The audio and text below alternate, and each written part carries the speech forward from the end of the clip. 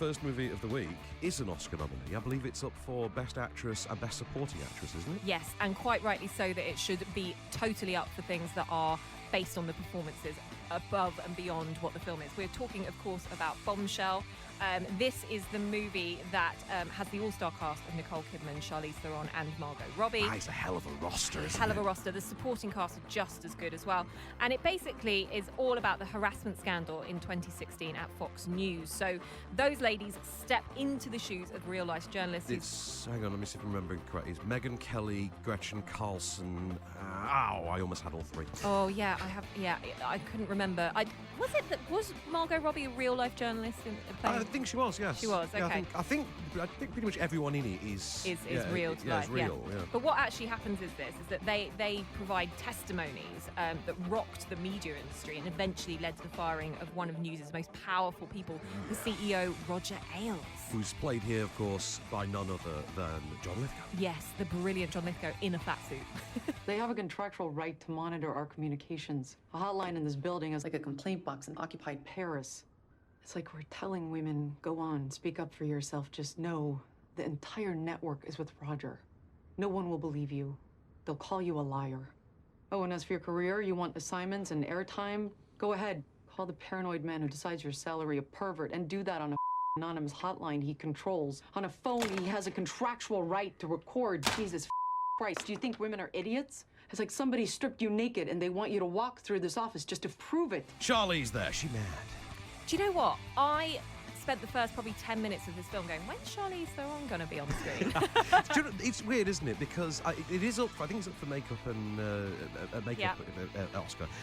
The weird thing is, I can't tell what they've done to Charlize because she looks so different, and yet at the same time, is it just so subtle? It is, and that's the genius of it. And the amount of eyelashes that must have been used in this production is quite incredible.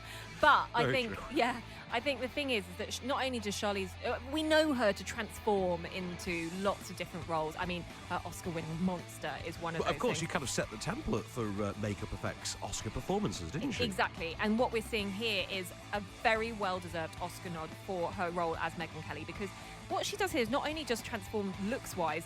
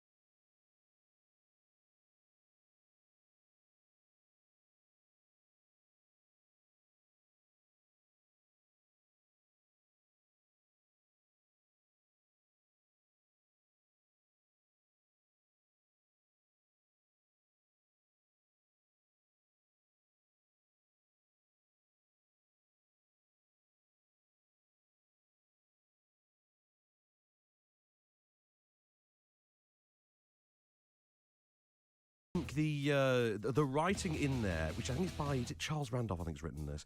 It's directed, funnily enough, by Jay Roach, who made the Austin Powers movies. I see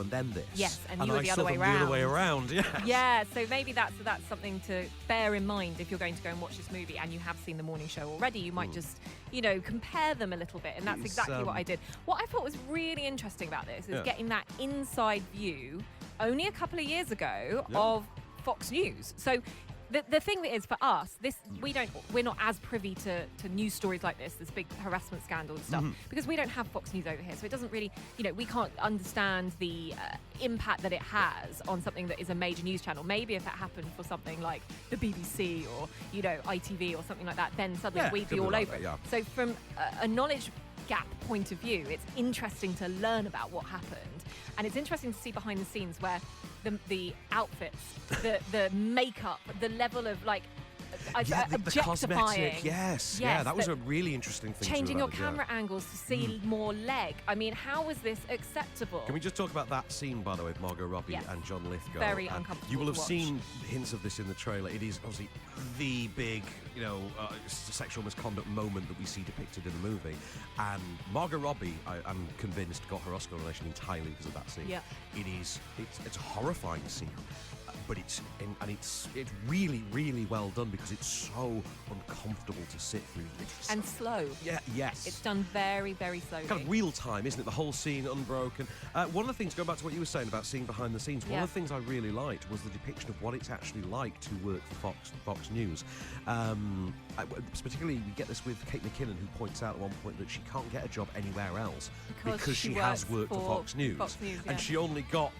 She took the Fox job because she just liked the sound of it, liked the job itself. Yeah, but she also her life. Couldn't be who she wanted to be as well. Oh, yeah, of course, which is a nice moment within the film. Yeah. I like John Lithgow very much as well. I think it's a really good movie. I can't wait to see it again. I really liked it. I think I'm going to give it a second viewing. I think I've got to sort of dispel or compartmentalize my love for morning show and this. But overall, I think it is a solid movie. I think it just lacked a little bit of oomph for me. And because it's been compared to The Big Short, maybe that's the thing. I was comparing it a little bit too much. Quite possibly. I will point out as well, by the way, Mark Duplass is in both the morning show and this. Yes, I know, and he plays Charlize Theron's husband. Could not play two different characters, but he's got very different temperaments. Yeah. How many thumbs up from you then? I'm going to give it one and a half, I think. Really? I think it's still good. Don't just take my skewed opinion on it. I think it's definitely worth a watch, and I love something that you'll learn about a real life situation that's actually happened. 2 big thumbs up from me. Nice. I would, if you've not seen either, double bill it with The Big Short, and you'll have a hell of an evening. Yeah, you will.